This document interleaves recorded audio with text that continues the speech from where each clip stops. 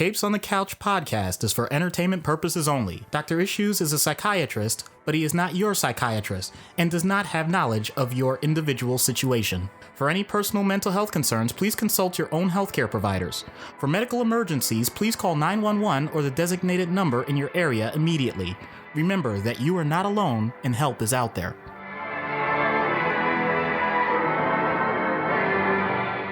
Hello and welcome to Capes on the Couch, where comics get counseling. I'm Anthony Sitko. And I'm Dr. Issues. This is issue 119, John Walker, a.k.a.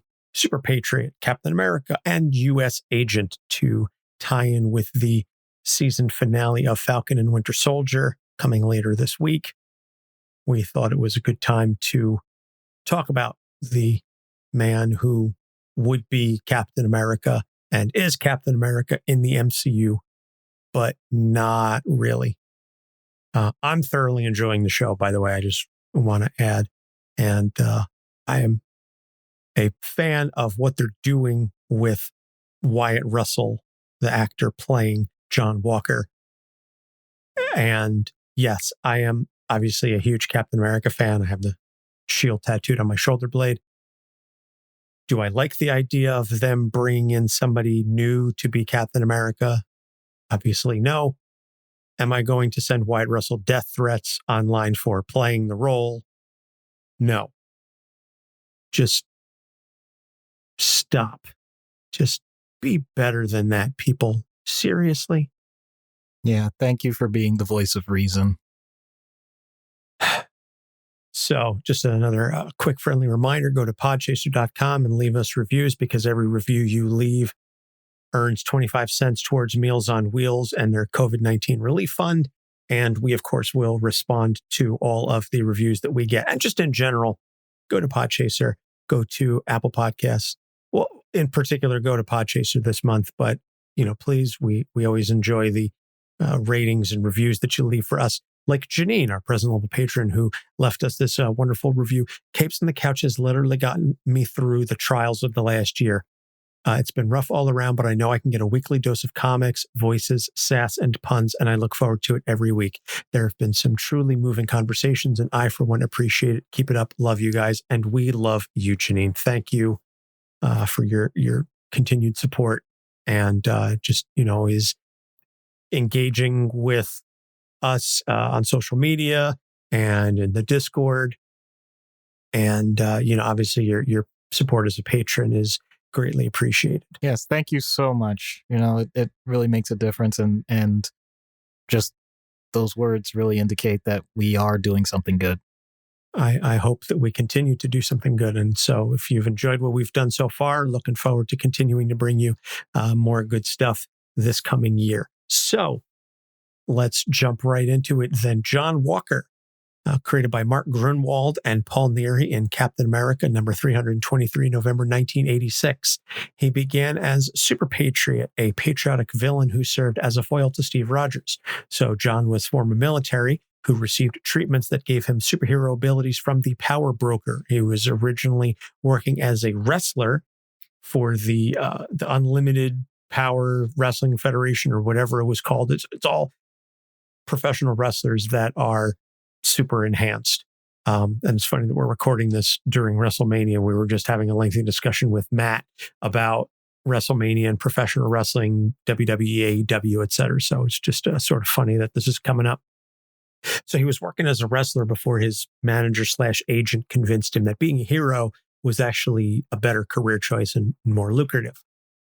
So he used stage attacks to undermine the credibility of Steve Rogers in an effort to replace him as the premier patriotic hero. He was saying that Steve was too old and too liberal to adequately represent America. So when Steve resigned from serving as Captain America after clashing with the Commission on Superhero Activities, he was replaced with John, because the government said, well, we own Captain America, the name, the costume, and the shield.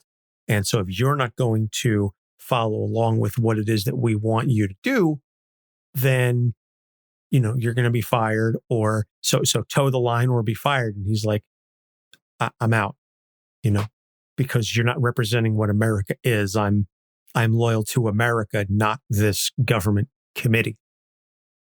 So they bring on John Walker as the new Captain America, and his friend Lemar was originally Bucky. And then Mark Gruenwald was actually talked to I guess a black coworker or a black friend and said, calling a black guy Buck is Nope. no, just don't do that. So they actually wrote that into the series that somebody who was working for, I think the commissioner or whatever, who was working with Lemar said, yeah, I'm really glad to see, a young black hero out there, but they're calling you Buck. And that's just like, I can't get on board with that. So Lemar becomes known as Battlestar, which if you've been watching Falcon and Winter Soldier, that's what Lemar goes by. I'm not going to spoil anything else. So John's identity gets outed by former associates of his, resulting in his parents being murdered by a militia that he had fought. So this drove him a little more insane, and the commission started to rethink giving him the mantle of Captain America. So after a battle with the resurrected Red Skull, the commission recalls Walker and reinstates Steve Rogers. So Walker, they had a staged assassination, and then Walker was presumed dead and given a new identity of Jack Daniels. Wah, wah. Like, really? You couldn't have come up with something other than that? So now John is serving as U.S. agent. So he joins the West Coast Avengers as the eyes and ears for the commission, and it rubs his teammates the wrong way, especially Hawkeye, who is the leader of the West Coast Avengers. So when that team gets disbanded, he joins Force Works, which is set up by Tony Stark. And he once again butts heads with Clint, but they do later eventually come to respect each other. Then he serves as the commission's head of the Stars team, but he bristles at having to have his ex-girlfriend Kali as his lieutenant. He joins the New Invaders and serves alongside Jim Hammond, Union Jack, and Blazing Skull. And then during/after Civil War, he's appointed as the U.S. liaison to Omega Flight, which is one of the sub-teams to Alpha Flight. And he really doesn't appreciate that role. And this is where, and I'm going to reference this a little bit later, this is where we start to see him turn from just sort of like a conservative bit uptight to a jingoistic jackass. And I don't like what they do with the character, but I'll finish with the background first. So he loses an arm and a leg after Nuke, who is another patriotic superhero, attacks him with a spear during Seige. His limbs get restored by the Venom symbiote, though, while working with the Dark Avengers, because comics. So then when Sam Wilson became Captain America, evil Steve Rogers, who, if you remember the whole Hydra thing, etc., Steve, who we didn't know was evil at the time, convinced John that Sam was dishonoring his legacy as Captain America. And so John and Sam fought. Then he joined a new version of Force Works and was working alongside Bobby Morse, Mockingbird, and Daisy Johnson Quake and Rhodey. And there's currently an ongoing miniseries, and I believe that the last issue comes out like this week, maybe today or shortly thereafter. Written by Christopher Priest, where all of a sudden a younger sister is introduced, and it reveals that his brother Mike, who he had previously believed died in a helicopter crash in Vietnam, didn't die in a helicopter crash, but died by suicide as a result of some of the things that he had seen and or done in Vietnam. So I want to talk before we get into the issues.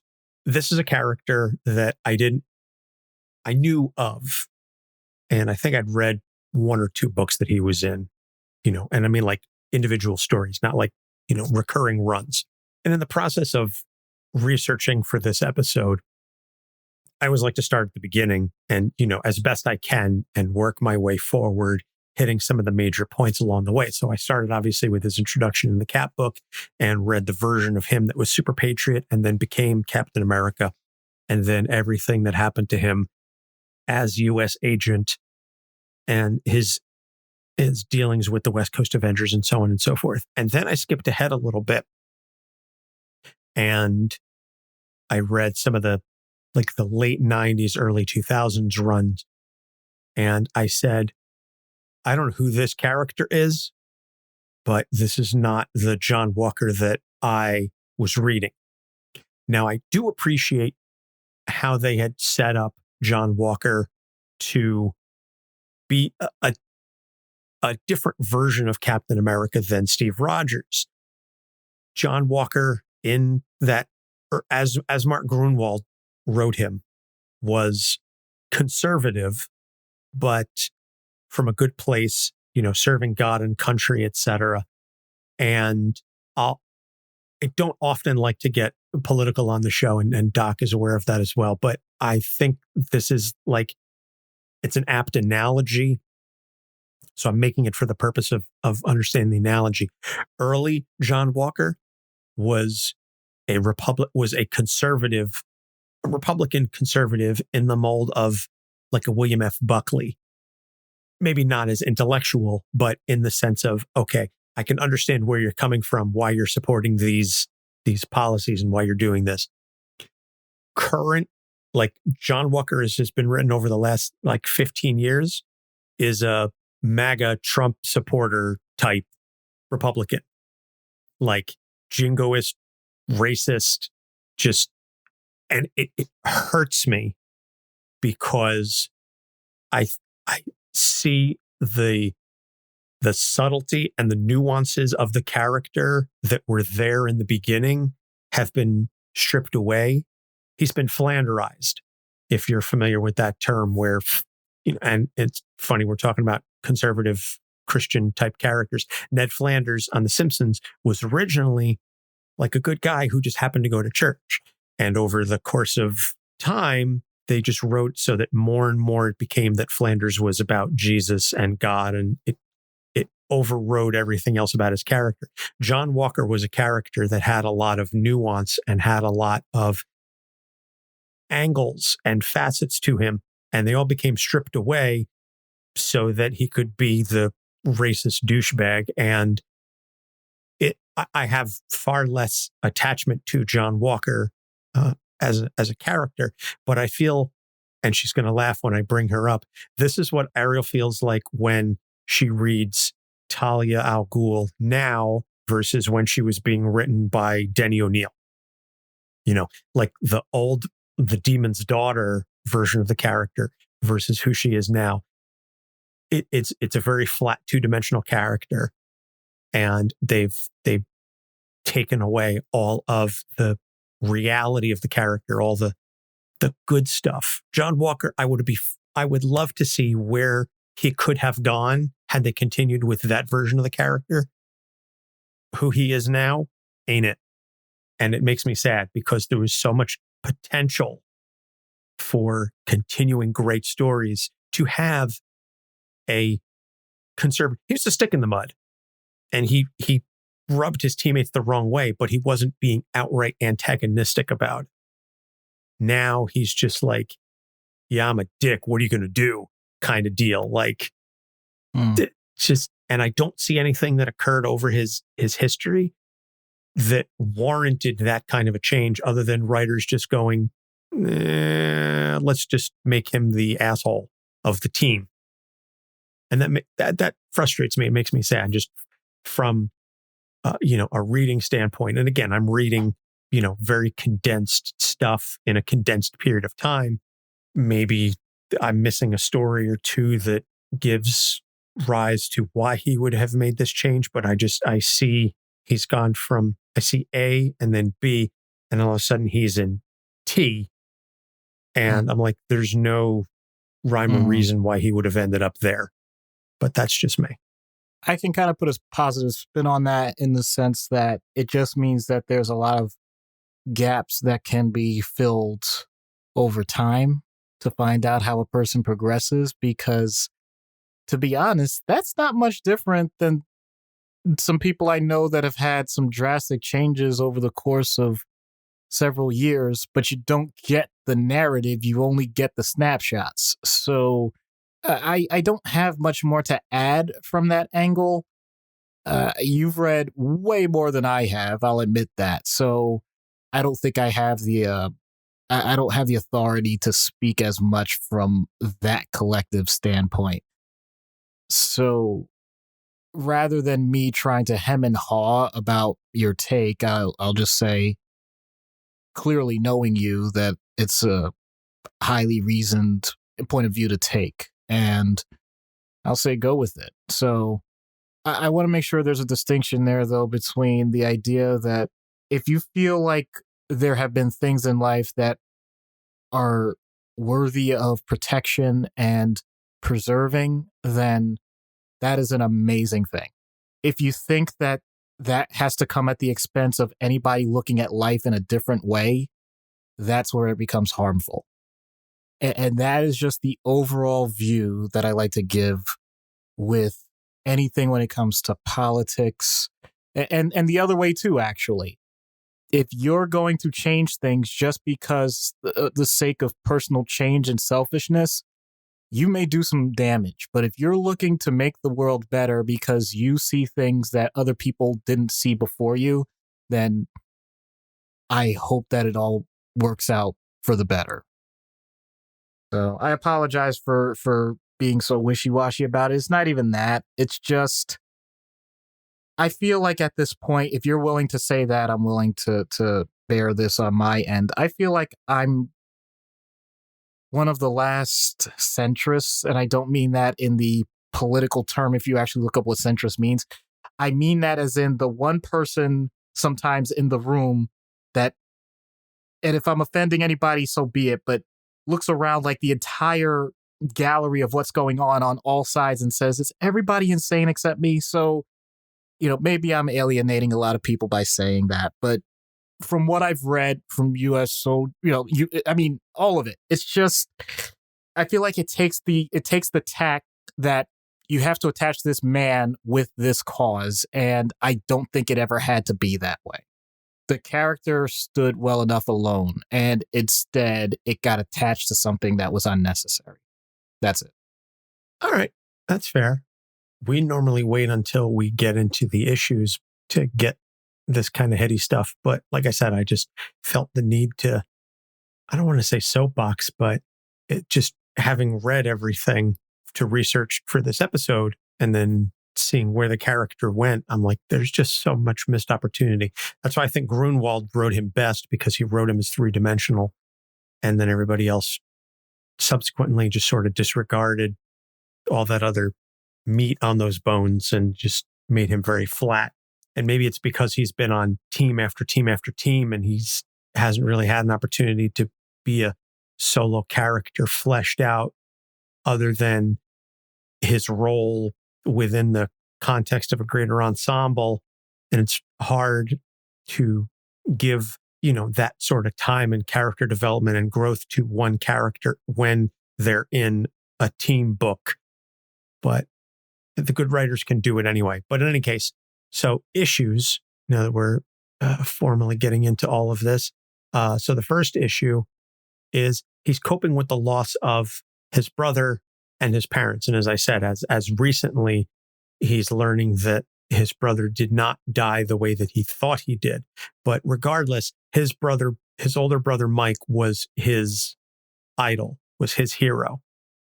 And he died. So he said, well, I'm going to go serve in the military to be, the hero that Mike didn't get a chance to fully be, except by the time John got around to serving, Nam was over. And so he only served in peacetime.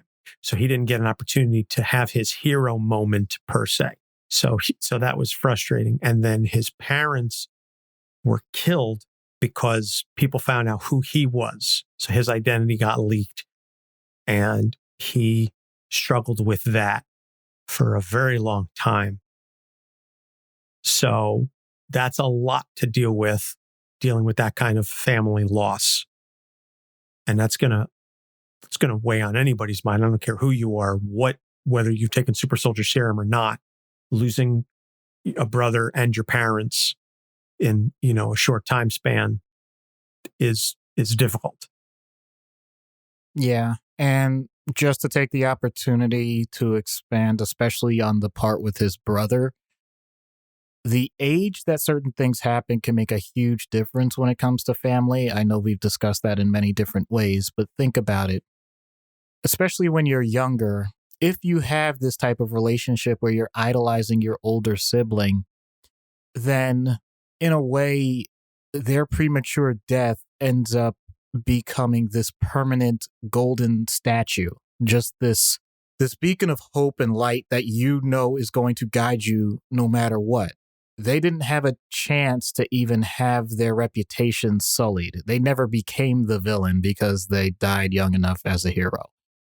So you can be as idealistic as you want, and you can start in your own life creating not just from their experience, but what you imagine their experiences would continue. I think comics is the perfect medium for this, where you could totally picture that. Your sibling is now not just a hero, but now they're mythical. They're no longer physically, tangibly in front of you. So now they can be anything that you need them to be. So that can be a fantastic motivational point. But it also means that you have limited information and you're going to have to fill in the gaps. So most people fill in the gaps with, this is not meant to sound as deep as I'm about to say it, with whatever they want. So if there were things that you didn't know about that particular person, you can match it to yours. So now you are automatically becoming more of your sibling, your idealistic person, by placing it on the deceased person. That's something that we don't usually consciously do, but it's a technique that really can help in the moment with grief. So let's go with that, because honestly, John Walker seems to do this in spades. That's why he is in the military. That's why he does the training. I know you just hinted at the idea that he doesn't get his hero moment. That can be true. And as an aside, sorry for all the tangents, if someone is serving in peacetime, then believe me, they are just as vital as anyone that's served in a war. Because the whole point is you have no idea what peace is if you haven't had someone else experience that battle. So for someone to be able to be at the ready is incredibly critical. And as we see in all of these stories, whether or not he had to be there actively in the military, that didn't make much of a difference when he actually had to start fighting. He still did a lot of work. But then the added part with his parents, that story's been done and told so many times in so many different ways of just the absolute grief of once again, taken before their time, even if it's not necessarily someone that's younger. They're all older than him, but it's still earlier than expected. And therefore you can't make preparations for it, which also means that you're doing everything on the fly. And if you don't have other close family, then you don't have anyone else to guide what you're supposed to do. Just think about it. If when his brother died, he at least had his parents to talk about it and at least reminisce or whatever, that's fine. But then when his parents are gone, it's usually supposed to be the sibling or someone else that guides you through that. And now they're not there. So you now don't have any of that transition. It's just you. So now he's on his own, and knowing that it's, once again, that still frame, except instead of the golden image, like I said, with his brother, with his parents, it's basically tragic and crumbling because it wasn't meant to be that way. And somehow, once again, through our own rationalizations as humans, outside of the fact that someone else outed him, he may place extensive blame on himself. And that can lead to a severe depression. That can lead to the anxiety of what if I had done something differently? All of these things. It just goes back and forth between the idea that you started out doing the right thing under negative circumstances, and then even while you're trying to do the right thing, more negative circumstances happen, and you start to lose the ground as to what you have control over. And we're definitely going to get into that a bit later on. Very, very poignant. Very well said.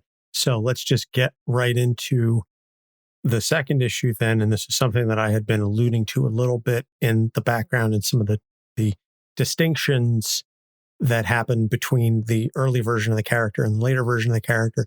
He feels like his values are out of place in the modern world, and it causes him friction on pretty much every team that he's been in. Now, the level to which this friction arises, of course, is up to the writer. But one of the things that at least initially pits him against Steve Rogers is he feels that Steve is too old and out of touch and shouldn't be serving as Captain America, not just physically old and out of touch, but also just emotionally and culturally out of touch, which is strange because later on it's shown that John is very much the conservative. He's not interested in partying. There's one scene during the US Agent 93 solo series where he's returns to the West Coast Avengers mansion and the rest of the team is partying and he's like, I don't want to have anything to do with this. And you all are going to be, have problems if we go on alert. I don't want to party with you guys. I think somebody leaves like a blow up doll in his bed as a joke because he's not out cavorting with Hercules and Simon Williams. And it's just, like I said, there's this subtlety there because that was also Steve, was very much the guy who wasn't really interested in partying, kind of didn't really know how to interact with the younger folk, even though John is still of, a peer to these people. He's got those old school ideas. He just handles them in a different way, which again makes him very, very close to Steve early on.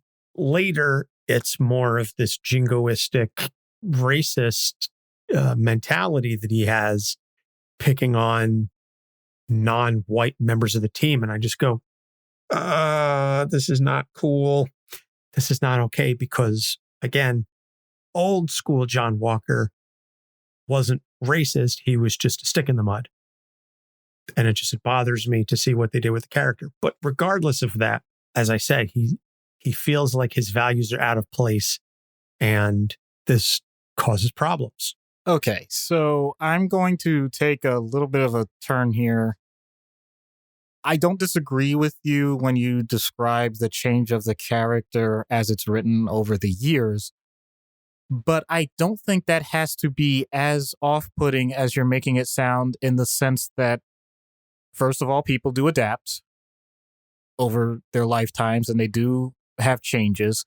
But second of all, is that really that much different of a progression, regardless of which direction it goes, with just about anyone? Have you ever heard the phrase, okay, boomer?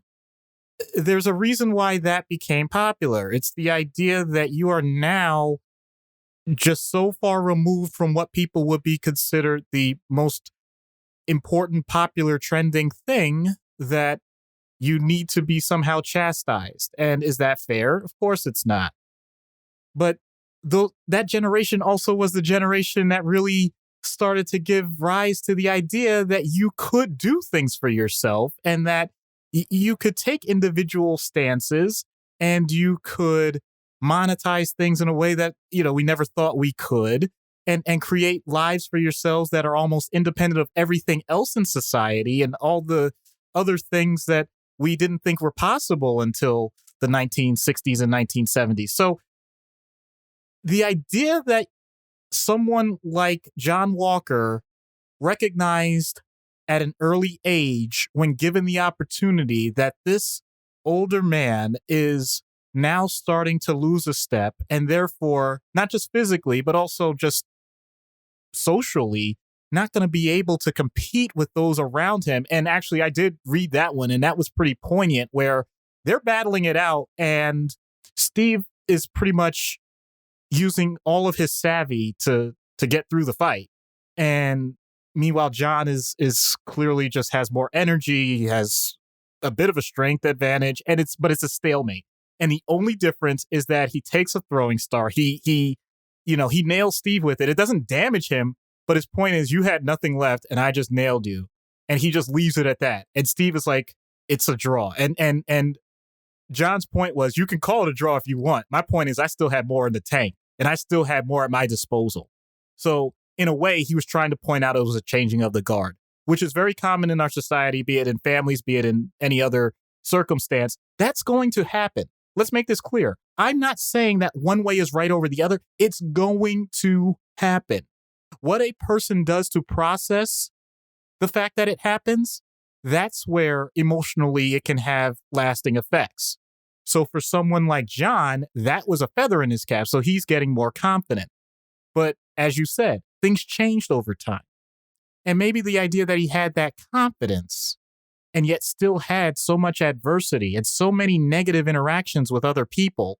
And as the world around him was changing and he wanted to rely and rest on his old laurels, maybe that can lead to the added friction because it becomes a situation of you better damn well respect who I am and what I've done. And that's something that we commonly like to make sure we appreciate. But which was in the show at one point, not to tie it too much to the series, but at one point while they are fighting, or if I recall correctly, they're interrogating, they're trying to chase down the flag smashers, and he just busts in and he goes, "Do you know who I am?" Because the suit and the symbolism is supposed to carry some weight. And he's full of himself, so to speak, because he thinks now all of a sudden, because he's Captain America, well, you should listen to me and you need to, do what I do as I say. And the folks are like, yeah, I don't care. That means nothing to me. Yeah.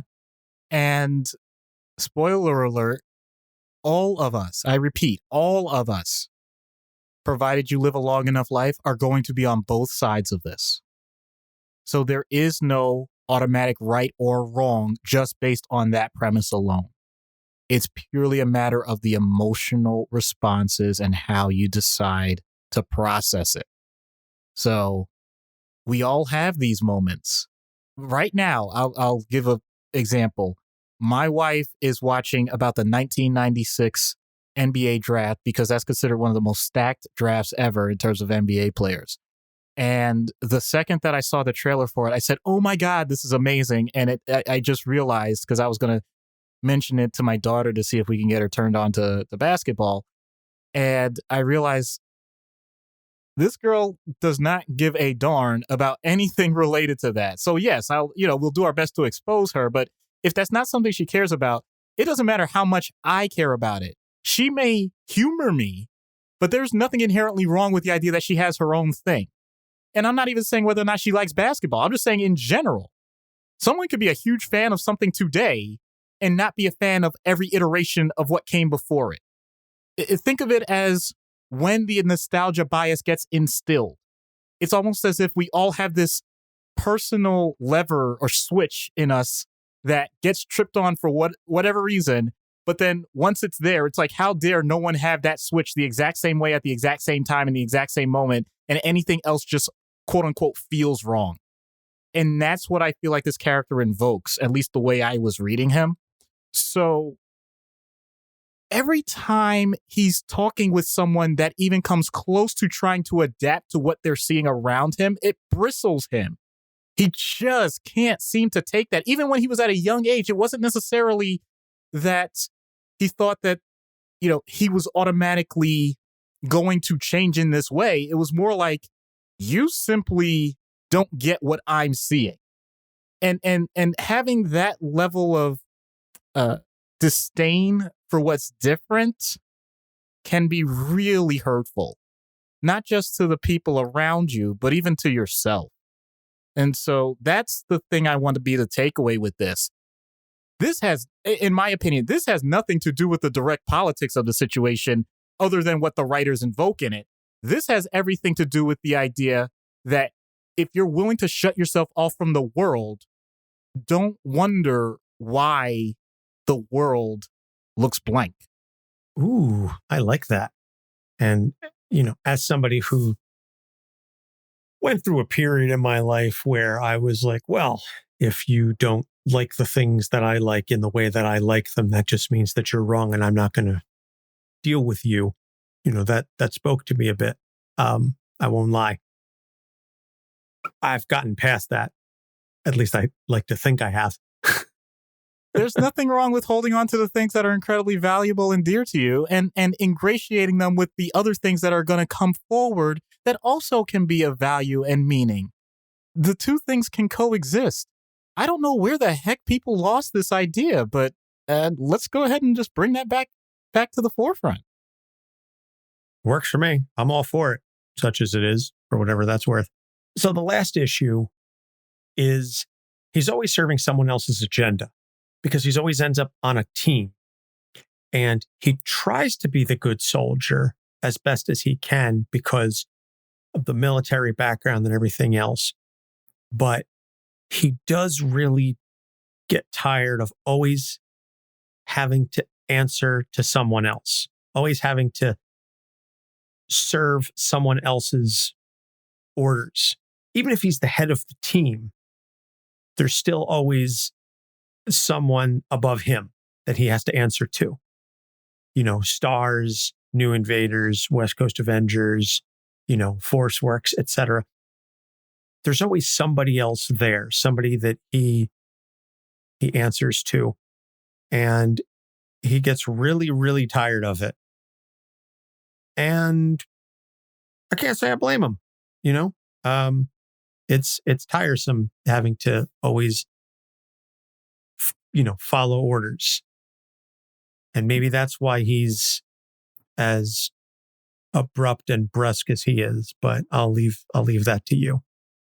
Well, I think you're absolutely right. What I'm about to invoke is what I like to call pseudopsych. And what I mean by that is it's a construct that definitely has meaning and purpose when used properly.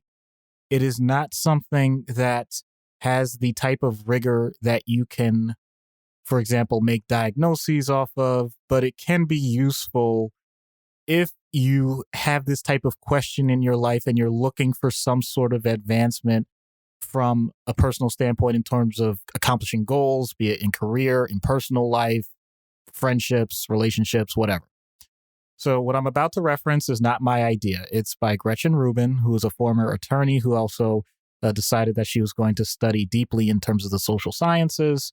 She's written a couple of books, and one of them is exactly about this, called The Four Tendencies. So please stick with me. I have to explain this, otherwise it's not going to make much sense. So you have internal obligations and you have external obligations. The internal ones are, quote, what's your why? Like, what's the reason you're doing something for yourself? External obligations are the things we always think of, your boss or your spouse or someone else and what they expect of you. So you basically have two choices. Either you're going ahead and saying, yes, I am doing this, in which case you're meeting the obligation, or you're saying, no, I'm not doing this, in which case you're resisting it. So just a little quick math there. You can see that you're going to end up in 4 possible yes-no situations. And so the whole point is someone like John Walker is trying to do everything. He's trying to make sure that he's true to himself, but he also doesn't want to disappoint his superiors. He doesn't want to fail at anything that anybody gives him. And so if those things are both important, then you can imagine the type of energy and the type of planning that you're going to have to exert to make sure that everything gets done. So in that sense, it can be pretty darn draining. And nobody fits perfectly in these boxes. So clearly, even in the way he's written, there are times where he really starts to get tired of it. And that's when things go off the rails. And when he has his own true sense, then he'll just do whatever it is that he knows he wants to do, regardless of what anybody says about it. In which case, this guy that seems initially as a team player, it's like, why is he now starting to dissent? Well, it's not that he's dissenting, it's that he's used up that part of his tank. Meanwhile, when you have significant traumatic events, as we already discussed, what has happened with him, then his own goals of what he wants for himself can get lost, in which case now you're like, well, the only thing that's keeping him going is his honor, is just the idea that he has to be that good soldier, and therefore that'll at least get him through until he starts to figure the other stuff out. Although on the outside, it seems much more like the opposite, because like, what are we doing with this loose cannon that's probably going to wreck things even worse than we thought? So anytime you have a situation where your centers of control, your loci of control are almost all external, then even if you want to accomplish them, they're going to drain you a lot quicker. So the whole point is you have to hold on as much as you can to your own internal locus, as much as you can, so that you can refill the tank. Now, conversely, if you predominantly focus on just your own internal motivations, you don't have a measuring stick that other people are going to understand. And unfortunately, that may mean that you start wandering. You really start to get lost in your own world. And that can be its own sets of traps, because then, especially if that's not naturally what you do, let's be honest here. And by the way, I'm calling myself out here. If someone says that you're supposed to do something for work or a chore at home, and it doesn't seem like a high priority, and magically it doesn't get done, well, that's not good for anybody. And yet, because someone maybe on this podcast doesn't automatically see it as important, doesn't get done, doesn't realize that they're doing harm to people. So, I admit that's something that I struggle with, and I look to do better. But I also know that also means I have to make sure that whatever construct I create, it fits within my internal locus of control, so that I can push it outwards and know that I'm doing this for the right reasons in my own mind, and therefore I'll meet those external expectations. So I'm to be strange about it, I'm an inside out kind of guy. It seems like Walker is kind of a tweener, like both. Meanwhile, perhaps, and I'm not calling anyone out, I'm just saying, like, for those of you that are more outside in, as long as you recognize it, then you'll be able to adapt. So like I said, this is not a psychiatric diagnosis in any way, and there's no real format to really go with it. I think it's a fascinating book. I think it's a fascinating concept. And surprisingly, I've never introduced it up until this point in this way. I thought this was just a great chance. And she has a happiness podcast, which I've advertised before, in the sense that I think it's something that's amazing, because I do think that the goal of it is to help people lead better lives. So shout out to Gretchen Rubin on that. And John Walker, you got to let some of that outside stuff go, man, and work on some of the inside. Well, no argument here. And that's where you come in. We'll see how the rest of the Christopher Priest run goes, to see how he adapts to some of the stuff. So we're going to take a quick break, plug a couple shows. We get back, we'll get into treatment. Stay tuned. Hi, I'm Linda. And I'm Jane. And we have a brand new podcast called Bedknobs and Broomflicks, where we talk about witches of the entertainment world. From the horror movies Warlock, Suspiria, The Witch, and The Blair Witch Project, to the more comedic or whimsical, such as Harry Potter, Hocus Pocus, Elvira, Mistress of the Dark, and The Blair Witch Project. No movie, TV show, or book is off limits. All witches, man witches, sorry warlocks, we're not calling you that, witches brews, witches of history, familiars, and witch-like activity will be discussed as we laugh and have fun talking about the wonderful world of witches. So join us every other week for some fun witchy talk. All witches welcome. Hello, and I am Zach, host of Podcast Junkie. Podcast Junkie is a tool for podcast listeners of all genres who are searching for their next favorite show. I review a different podcast series or season each week, helping discerning listeners like you discover new shows and connect with their creators. Each episode lasts between 4 to 15 minutes and gives you, the listener, a quick overview of the week's selection, what to expect from this show, and why I think you should add it to your queue. I'll even toss in a bite-sized snippet from an episode or even their trailer. Along with doing these weekly reviews to help you get in touch with a new podcast, I also support indie podcasts through my merch sales and Patreon contributions. Find out more about that and myself over on Twitter @CastJunkie or over at castjunkie.com. Thanks for tuning in, and I hope I can help you find your next favorite binge. Hi, I'm Erica Schultz, and this is Capes on the Couch, where comics get counseling. And we're back. Treatment in universe for John Walker. Oh, dear. Vaya con Dios. Yeah.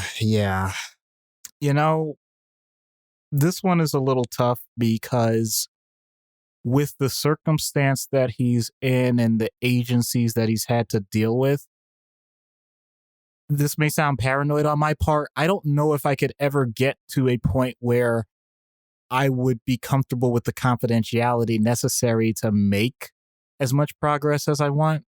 So I'm really thinking I have to somehow invoke, and I know I've used this before. I don't know if it has to be another realm or something. I got to get him. I hate to say it. I got to get him out of America.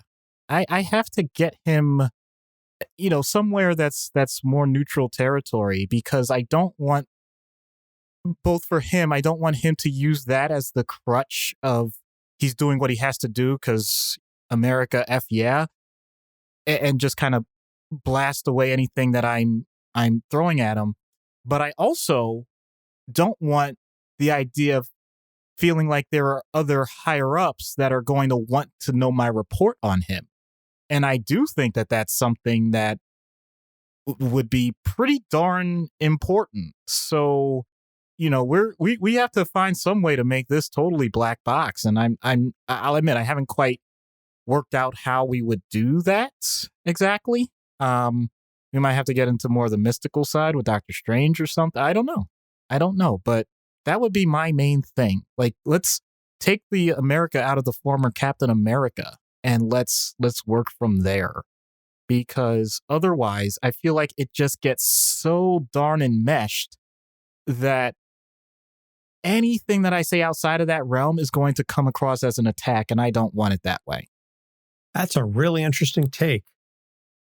You have to get him out of sight almost, so it's just the two of you. Now, whether that could, in theory, happen, in universe, I don't know. Because he's always going to have somebody watching him for one reason or another.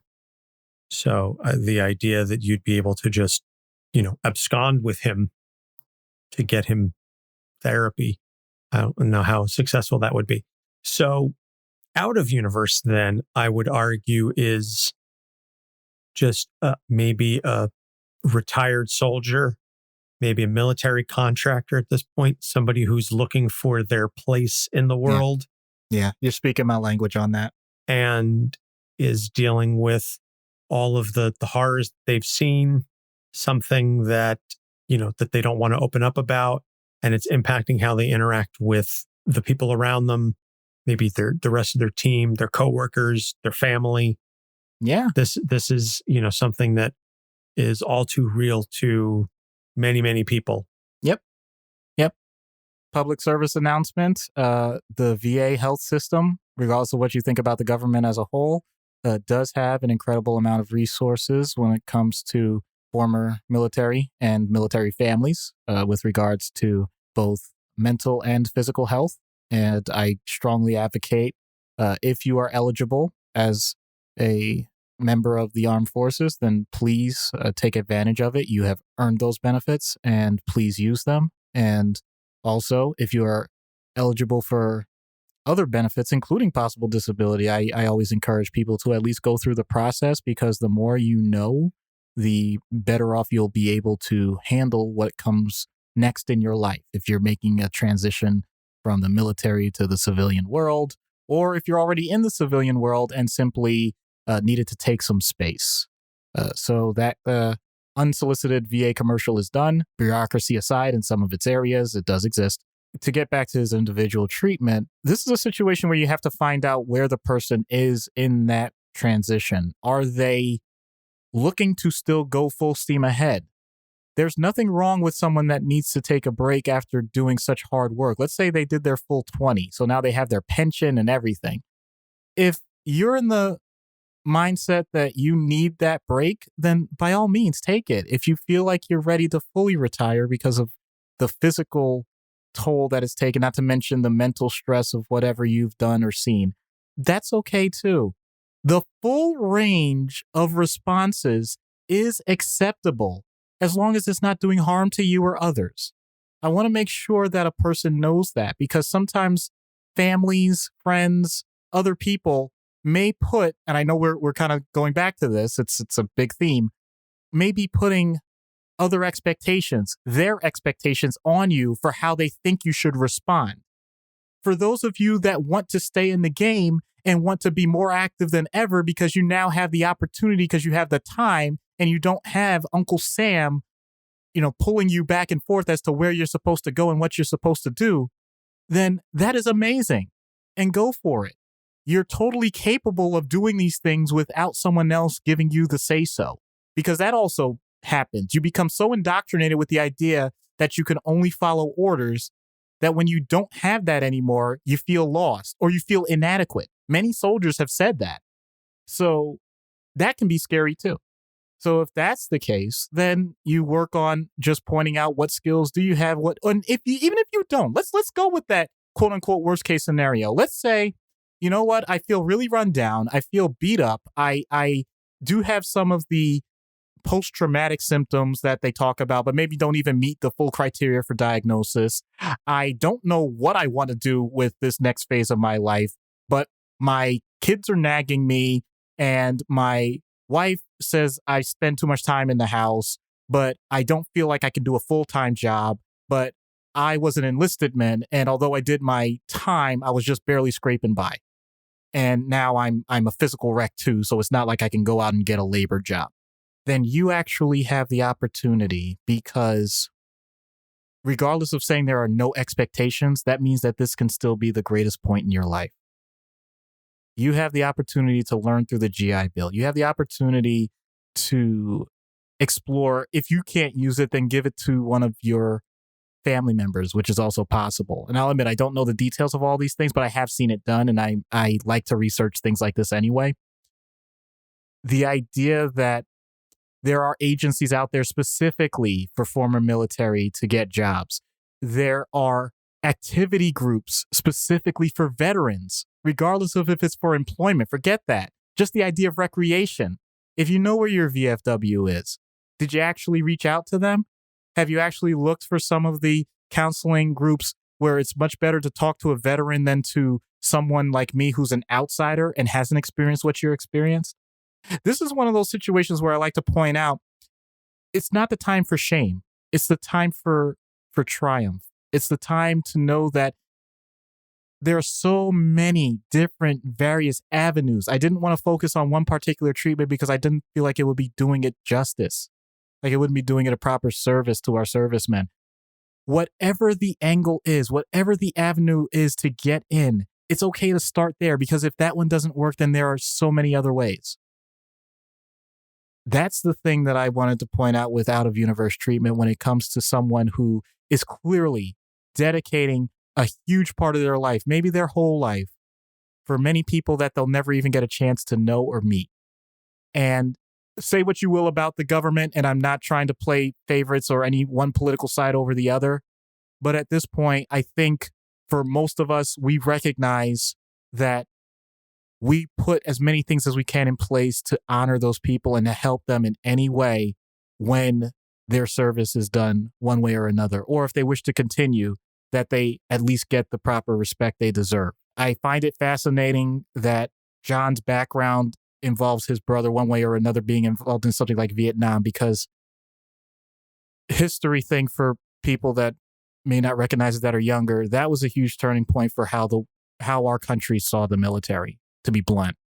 And although it was tragic, I will say that at least I pray, I don't know if it's ever going to be 100%, but I pray that we're at the point that the people that have served get a certain baseline level of decency, certain baseline level of respect.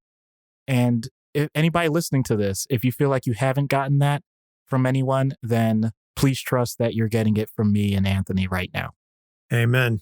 Matt chimed in, says, I absolutely love this episode. I know 3 people I went to high school with rotating out of the service now who could really benefit from hearing it. And thank you, Matt, for making me think that I'm not pissing in the wind, because I do wonder about that sometimes when I go off on those tangents, if I'm just shouting at a wall. But I thank you. That's all I have to say. Thank you. I know a couple folks who One of my good friends had a very difficult transition post-military, served 10 years. Now it's about 10 years later. Now they're figuring out what it is that they want to do with their life. Now they're figuring out what the next step is. But there was a lot of uncertainty. There was a lot of just trying to figure out, knowing who they were, but trying to find their place. And they're now just coming to terms with all this. So you are not alone. If you are like that, if you were, or if you're, just getting out, or you're still serving even, you're not alone, and help is out there. I know we say that all the time, but it is true that there are resources available for former military, for people who served and are struggling with that. And I've said for many years that it is a crisis what we do to our soldiers and our sailors and the military once they return home, that they get discarded. The percentage, I'm sure, Doc, you see it far more frequently than I do, but just the percentage of folks that deal with mental health struggles, the level of homelessness among veterans, the level of suicides among veterans is horrific. Yeah. I think the biggest thing also when it comes to some of the resistance that I've heard from veterans, once again, no one person is a monolith, so I'm not speaking about all veterans, but one of the things that I've received feedback is that there's just so much red tape. And from that standpoint, I know that as mental health professionals or as a doctor or just as a human being, we have to do a better job. I recognize that if it's just a matter of someone just guiding through, that may be the most important thing. In other words, it may not be the therapist, the psychiatrist, or anyone like that. It could be the administrative assistant that actually picks up the phone and says, you know what, I'm going to walk you through this line by line, step by step for this form. They could be the biggest benefit and hero to someone that is just looking for that next step. And if we funded the VA even 100th of what we fund DOD, we'd be better off. But we focus on the soldiers as long as they're fighting. As soon as they're done, they've served their purpose. Metallica, Back to the Front. You will do what I say when I say, one, there's a number of Metallica songs about military, chews you up and spit you out. But we will post links to some of those resources in the show notes for anybody who's interested in doing further investigation and assisting with that. Matt says the wait times alone in the VA is criminal. Absolutely. I know. Yep. I know. I have friends that have struggled with dealing with the VA over simple things, not even complicated stuff. Just trying to get a standard doctor's appointment, trying to get a physical through the VA. They are understaffed, under-resourced. It is criminal. And I'm not saying that jokingly. It is criminal what has happened to our military, to our veterans once they return home. We give them the ticker tape parade. Yay, congratulations, you're home. And then after that, we forget about them because they don't serve us a purpose anymore. That is tongue in cheek. I know they absolutely do serve us a purpose, but they're not treated as such. That is to say, you covered a lot of very heavy topics in this episode, from soup to nuts. And let's see what happens after John Walker is made to wait an inordinately long amount of time in dealing with the VA to get on Dr. Issues' couch. Hello, John. I'm Dr. Issues. Good afternoon, sir. I'm not military. You don't have to do all that sir stuff with me. It's not about military. It's about respect. You have a difficult job, and I want you to know I'm taking this seriously. Well, that's good to know. All right. So, in the spirit of that respect, let's get down to business. What can I do for you? Doc, I'm under a lot of pressure, both internal and external, and it's starting to get to me. I need to figure out how to cope with it. All right, that's direct. Let's start with the internal pressure. What's creating that? That's about wondering what my role is in this world. There's already a Captain America, and he's better at it than I was. And as for free agent heroes, you can spin a dead Hydra mook and hit a dozen of them. I'm just struggling to figure out what my place is in all of this.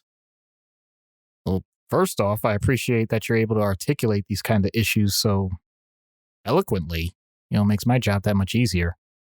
When you've spent as much time alone with yourself as I have, you kind of have the ability to self-assess. Plus, it's how I view the world. I see a problem, I identify it, and I address it. Now, whether it works out in my favor, that's a coin flip, but I don't like to beat around the bush. All right, so I'll be direct with you. Yes, there are countless heroes out there. Yes, someone will always be able to do what you do, and potentially do it better. But that doesn't negate your impact. That doesn't mean that, you still can't do what you do. Because even if someone can do everything that you do theoretically faster or stronger or whatever, they're still not you. Now you have to figure out that unique essence, the thing that makes you who you are. Well, let me ask you this. What's your big why? What? Well, what's the reason behind your helping? What drives you to put your suit on every day? Love of God and country. At least that's what it was when it started. That and wanting to be the hero my brother would have wanted me to be. I wish you were here to help give me some advice sometimes. Oh, I assume he passed, then I'm sorry for your loss.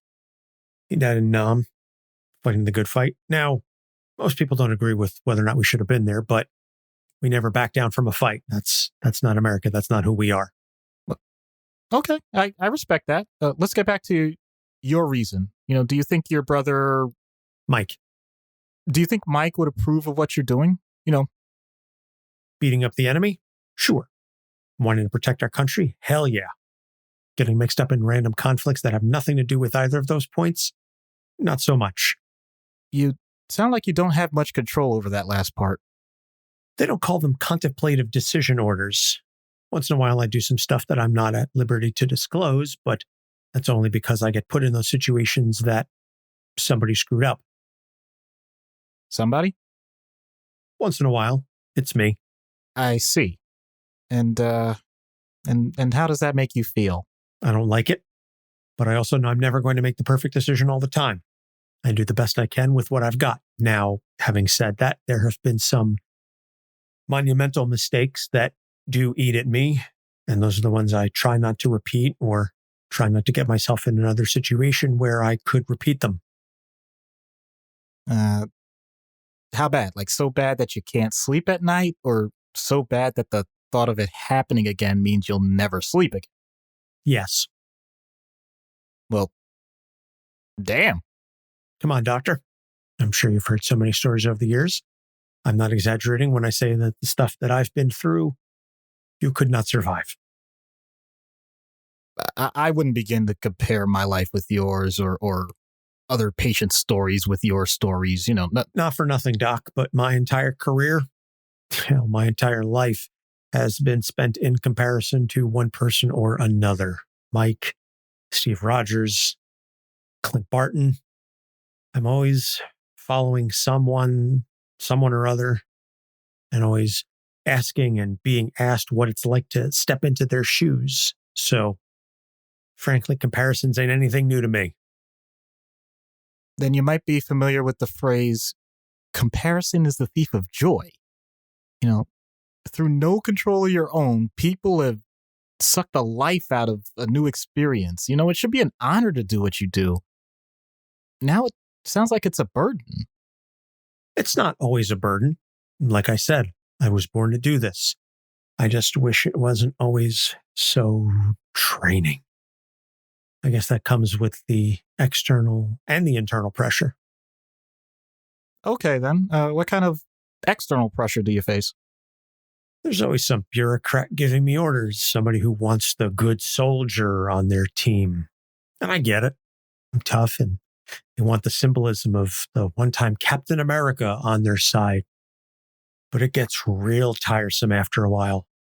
Well, your motivation doesn't have to match theirs as long as you know why you're doing what you're doing. You know, there's plenty of models that I could use to explain this, but all right, look, I'm going to cut this really short. You're an obliger. I don't understand that at all. Nobody has come close to saying that to me. Is that a good thing or what? It's not really a good thing or a bad thing. It's an observation that you're trying to meet everyone else's expectations, including your own.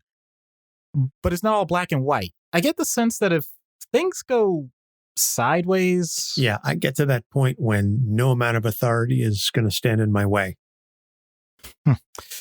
So, as always, this is a matter of balance.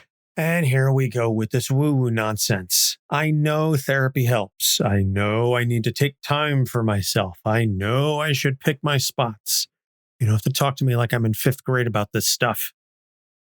I meant no offense. You'd be surprised at how many people don't recognize this as much as you do. But I don't mean like that quote-unquote perfect 50-50 split. It's going to change. But let me ask you, between what you want and what others want, what's the ratio right now? 20-80. Too much? What do you think? Okay, so when's your next 80-20 split? I don't think that's ever happened. Then by definition, that's a screwed up seesaw. Got some tools to fix that. I could quit one of my teams, but unless you want to pay my rent, I don't see that happening. Okay, stop the all or nothing responses. You're old school. Take a sabbatical for once. Temporary leave. There's no weakness in that. I don't know if I can do that. You don't know if you can or if you will. Answer's the same. But the reasoning's not even close. I mean, until you recognize the difference, then you're just going to be the great American whipping boy. Doctors are supposed to support their patients. They don't dole out insults, especially to those that keep their ass alive more times than they realize. If I do decide to take some time off, it's not going to be sitting on some beach sipping pina coladas all day. Hell, it might even be spent finding a better psychiatrist that doesn't kick a man when he's doing his best. I wasn't trying to get you upset. Look, if your disdain for me leads to your motivation to have a better life than you first imagined, then you know what? I'll be there. I'll be the antagonist in your personal goals. Whatever. I'm out of here. Have fun pissing in your next patient's cereal. Well, I would say that's, I don't know how I would categorize that session. It wasn't successful, but you didn't die. Right. Thanks for setting the bar low. Full disclosure. It's like my parents. But did you die though? Right. So full disclosure, I have had encounters like that. And when it was outpatient, sometimes people did come back. So some people prefer to be challenged a certain way, and other people clearly aren't looking for that. And it's up to the therapist to help recognize the tone. And this is a direct example of sometimes where you think you're on the same wavelength with someone and it just doesn't quite match. That happens. That doesn't mean it has to be the end of everything. And it doesn't mean that there's no hope for success or hope for improvement.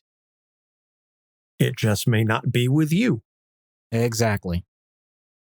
And that's something that we've discussed, I think, in our Discord or in our Facebook group, the idea that if you meet with a therapist, if you do take that leap and you do decide to seek assistance, for your mental health, if you don't vibe with your therapist, even if you have one or two or even, handful of sessions and you're not really connecting, that doesn't mean it's hopeless. It does not mean it's over.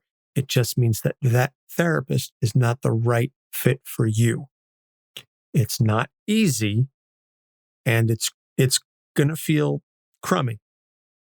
But I would encourage anybody who has struggled with that to continue looking, to find another therapist. I can only imagine how hard it was to take that first step and to feel it can feel like a personal rejection. It is not a personal rejection. It's just simply not the right fit. There is a therapist out there. There is someone out there to assist you personally with whatever it is that you've got going on. You just didn't hit it off right off the bat, and that's okay. It doesn't mean that you're a failure. It also doesn't mean that they're a bad therapist or bad at their job. So I just want to sort of put that out there as a little additional caveat. I figure we've been fairly heady this entire episode. The ending should be no different. So, that goes out to any of our listeners, anybody who hears this episode and is pondering, searching for mental health, or who has perhaps had a bad experience at one point with a therapist or a psychiatrist or what have you. It's not your fault. So just keep that in mind. Recommended reading for John Walker is the 1993 miniseries written by Mark Gruenwald. And I just think it does such a good job of highlighting that version of John that I spoke about earlier in the episode, and just keying in on what made him, a fascinating character before he got everything, whitewashed. So upcoming episodes, this one we picked John Walker. Isaiah Bradley, who factors also into Falcon and Winter Soldier, was selected by Ruby. And then Comic Book Death by Matt. And then Nebula, picked by Jeanine. And at some point in there, we are working on scheduling the 4th appearance on this show by our friend Erica Schultz. And so we're going to bring her on back. I told her at 5, she's getting like a Letterman varsity jacket. And I'm not exaggerating. I have gone online and I have looked up custom jackets. And it's probably because I do not have an artistic eye for any of these things. But these jackets are just gaudy and horrible and ugly. Because I'm trying to do our colors. It works for our logo. It doesn't work that great on a varsity jacket. We'll figure something out. But in any case, reminder once again, go to podchaser.com and leave us a review, and we will respond, and all the money will go towards Meals on Wheels and their COVID-19 relief fund. So please, like I said, that also helps us just grow in general in the show and in the rankings. And you can also leave us a rating and review on Apple Podcasts if you listen to us on there. And we are on Facebook, Instagram, and Twitter at Capes on the Couch. We have a Discord. I haven't mentioned this a couple times, but the link is in the show notes, or you can go to tinyurl.com/Capes Discord, capital C, capital D, and join our fan community. We've also got a nice Facebook fan group as well. And we like chatting with the fans. We like the interaction. So that's all we're going to say. Doc? Yeah, I'm sorry that I was trying to give everything to John Walker straight. He didn't appreciate my wry sense of humor, and it didn't come out as neat as I'd hoped. So with that being said, for Doc Issues, I'm Anthony Sitko. Thanks for listening. We'll see you next week. Capes on the Couch podcast is for entertainment purposes only. Dr. Issues is a psychiatrist, but he is not your psychiatrist and does not have knowledge of your individual situation. For any personal mental health concerns, please consult your own healthcare providers. For medical emergencies, please call 911 or the designated number in your area immediately. Remember that you are not alone and help is out there.